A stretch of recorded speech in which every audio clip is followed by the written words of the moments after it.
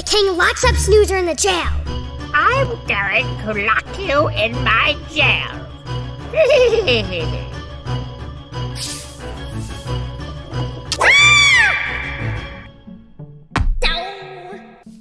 Oh no, how does Snoozer get out of jail? Does somebody come help him? No! Snoozer uses his rocket boosters to fly out of the jail. Then he uses his trunk to blow the bad knights into the air and down into the mud. Seize the Snoozer. Ah!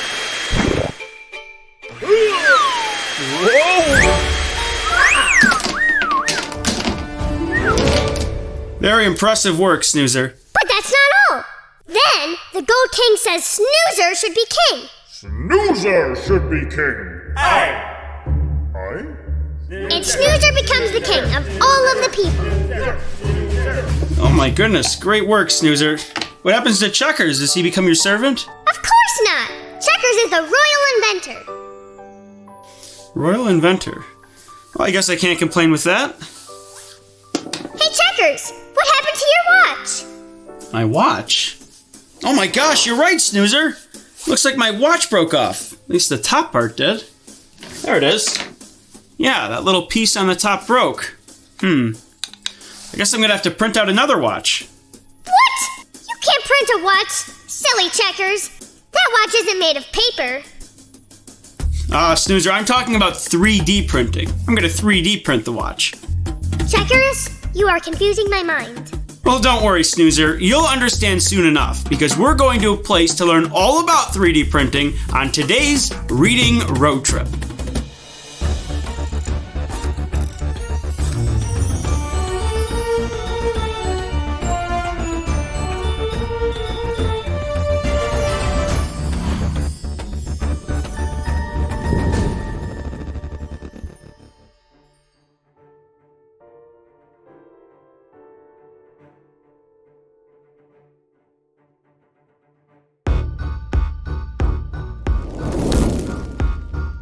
Seatbelt. Check. Backpack? Check. All right, Snoozer. Ascending in 3, 2, 1.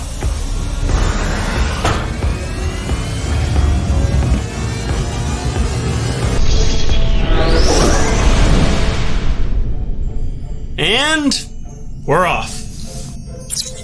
Autopilot activated. So where are we going today? No need for hints today, Snoozer. We are going to a place that designs and prints using 3D printers. But what are 3D printers? Well, we'll talk about that in a little bit, Snoozer. We have a lot of things planned. But whenever you want to learn something new, a great thing to do is to check out books and read. And we're going to be doing that today. But another thing to do is to get some hands-on experience. And we might be getting some of that today too. Let me pull up the map. We are headed for Rainbow Way. Once we cross through, we'll be right at our destination, Tresca Design. Along the way, we are going to do a craft with Mrs. Hamilton. Oh boy, oh boy, oh boy! Oh, hey! Here come the books!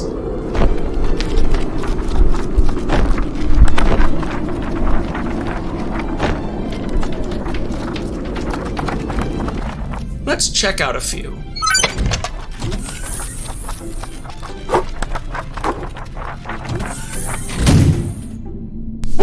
What'd we get this time? Here you go, Snoozer. 3D Printing and Maker Lab for Kids by Eldred Takiria.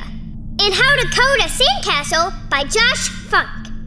Well, great! Those are both great books that will teach us about robotics and 3D printing. But since we're talking about 3D printing, let's start with that book. 3D Printing and Maker Lab for Kids.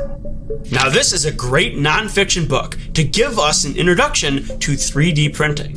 Right off the bat, the book explains how the process of 3D printing is essentially a manufacturing technology to create objects in 3 dimensions, as opposed to 2 dimensions, like a flat piece of paper. And 3D printing used to be a really expensive technology back when it was first used in the early 1980s. But over time, the process has become more accessible to the general public. And now, lots of people have access to them. Some libraries have 3D printers for people to use in the library building. Oh, wow! That is coolio! Yes, it's very cool, Snoozer, and we're going to a place to see how they actually do it. But let's talk a little bit more about the book. It takes us through the process of where the object is designed on a computer program. When first learning how to use 3D printers, simple shapes are a good way to start, but skilled designers can print just about anything. But the book gives instructions of how to set up shapes you want to print, and gives you detailed instructions so you truly learn the process, rather than just memorizing the instructions. Just like a book about how to play the piano or another skill, as we keep reading, the book has more complex labs for us to do. We start learning how to create useful things like coat hooks and pens. This book is a great introduction to 3D printing and a valuable tool for those interested in the skill set. But hey, while we're talking about 3D printing, I have a pretty good idea about a craft we can do today with Mrs. Hamilton. Yay! I love doing crafts. That's a good idea. Absolutely, Snoozer. But whenever you're doing 3D printing, the first thing you have to know is what you're printing. And the way to do that is to come up with an idea in your head and then draw it out. Because if you draw it out, you can give it to a designer and then they can come up with how to make it into a 3D object. So in our case, we want it to be a new checkers watch, right? So that means the first thing we should do is draw what we want the new checkers watch to look like. Okay. All right, well, let's bring on your teacher, Mrs. Hamilton, right now, and you and Mrs. Hamilton are going to draw out the new checkers watch. Hi, Snoozer. Well, it looks like you need to design a new watch. So you're gonna need this sheet here. So this is the top part of Checkers watch, and here is the bottom part. So let's start by coloring the letter C. The only thing we're gonna need today are some scissors and some crayons. Now I know Checkers watch has a big blue C on it. So let's color that. Okay, now let's do the top. Now I'm pretty sure you're gonna want yours to look kind of like Checkers' old watch. So there was a big black circle here. Okay, and then I'm gonna put a line not through the middle, but right about there. Okay, now we need some buttons.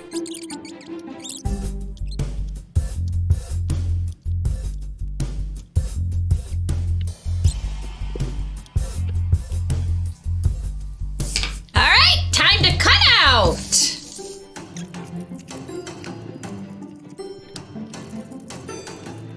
Okay, I've got my two pieces.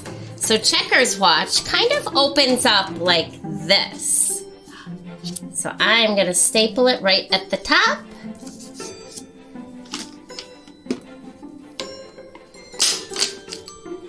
Okay. And I don't have my tape here. I don't know if it would fit on my wrist like a real watch, but I think it would if I wrapped it around and then added a piece of tape. So you would need to have an adult person help you. And then I'm gonna have my very own Checkers watch. How does yours look? Here it is. I even colored the top. I made it gray to match the old one. Oh, that is just awesome. All right, well, I'll see you next time. Bye.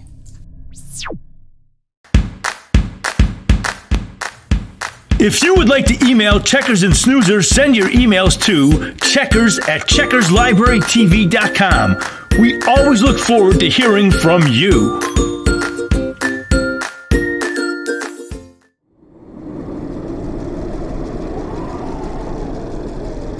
Here it is, Checkers. I did the inside and the outside. Wow, that's awesome, Snoozer. Great work. Oh my gosh, you did such a good job. Well, now what we're going to do is take that picture and put it into our computer, and then Zot the robot is going to get to work in creating our 3D object. Zot is going to be doing the work of what professional designers can do in a computer. They take a drawing and then they convert it into a 3D rendering, and that rendering is then printed out using plastic, and that is what the 3D printer is going to do for us. Oh boy! Now I'm excited for my drawing to be printed! Yep, but while we're waiting for Zot to create that file, what we want to do now is talk about our second book. And that one is How to Code a Sandcastle. And this is a fictional story for younger readers, but it is about a real technology called coding, which is a process where you communicate to tell a computer or a robot what you want it to do. Sort of like how a train runs on a track, a coder is creating a path for the computer to follow. And this book is a nice way to get kids excited about coding. It follows a girl named Pearl who wants to build a sandcastle on the last day of summer. All summer long, she attempted to make sandcastles, but every time she tried, something got in the way. From flying saucers to sharks. So she brought some help this time, a robot to do it for her. But she needs to tell the robot what to do, which seems easy, but there are obstacles in the way. So Pearl has to problem solve and direct the robot where to go. It takes some practice, but Pearl starts to get better and better. If you like to solve problems, coding may be something for you. The book also teaches some basics of coding terminology, the words we will come across when we code, like sequences and loops. And one of the great things Pearl learns is that once a robot knows what to do, it can do it again and again and again. That's one of the reasons robots are so helpful. In the back of the book, the terms are there again for us to learn more about. What a great way to be introduced into coding. Wowie wow wow! I like to problem solve, and I already am a robot. So I can code myself. Wait a minute. Checkers, I think I'm having an existential crisis. 1 second, Snoozer. It looks like Zot finished the file. Oh, I see it. Wowie! There it is. So how do we get it out of here? Well, we've sent it over to Tresca. It's actually printing right now. And when we get there, it will still be printing. Because the process takes some time. Snoozer! We're at the rainbow! Alright, well once we cross through, we'll be at our destination. But if we want to cross through safely, we need to be wearing our safety suits. Going through. Snoozer, changing in 3, 2, 1. Going through the rainbow.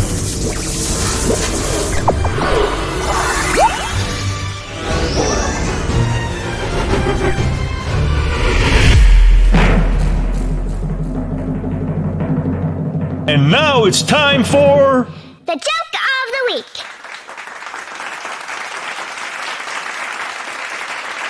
I read a book last night on anti-gravity. It was really hard to put down. All gravity jokes.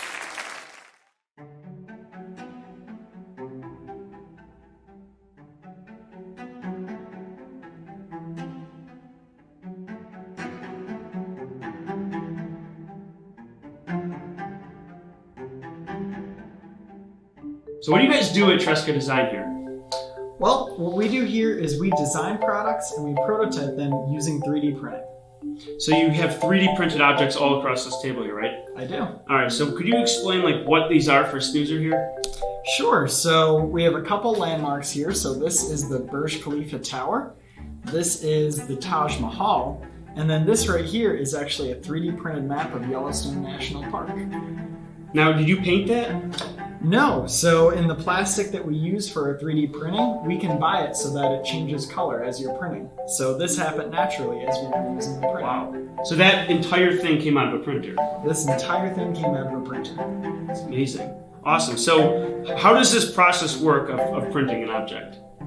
Well, it all starts with a roll of plastic here, and it's this little plastic wire, and you feed that through what we call a hot end, and that traces a pattern. And when you trace the pattern multiple times, you end up with an object like this. So basically, it's gonna like stack up one on top of the other on top of the other? That's exactly right. How long did it take to print something like this out? That took 10 hours to print, and probably had about 200 layers to it. So Wow. the layers are very small, almost as thin as a piece of paper. This is unbelievable. But wait a minute, something like this isn't something that you would actually build or show someone. So what would be the point of having something like this? Sure, so 3D printing can actually be a great communication tool. So to someone that isn't good at reading maps or doesn't know how to read a map, if you want to describe to them something about this mountain right over here, you can 3D print it and show it to them and actually point to it instead of trying to look at a map. So it's great for people to learn in different ways. Absolutely. That's awesome. Yeah, well, it's amazing that the technology isn't just for one thing. You know, people can use it and explore different things with it. That's right. What's your favorite thing about 3D printing? My favorite thing about 3D printing is that you can make almost anything with it. You can think about this cool water bottle or this cool gadget, and you can make it happen in just a couple hours.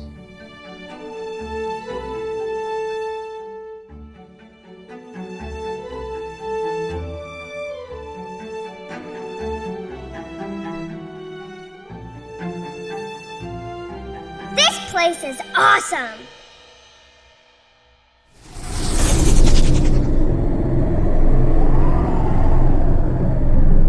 What a great place to visit. Yes! I had no idea we could print out real things! And I love how Dan said his favorite thing about 3D printing was having an idea in his head and making it real. Because more and more children are going to have access to 3D printers and they'll be able to do the same thing. And that is really exciting. But it all starts with reading, learning, and then getting some hands-on experience. And we're going to be getting some more experience and reading some more books pretty soon, because pretty soon we're going to be going on another very exciting reading road trip.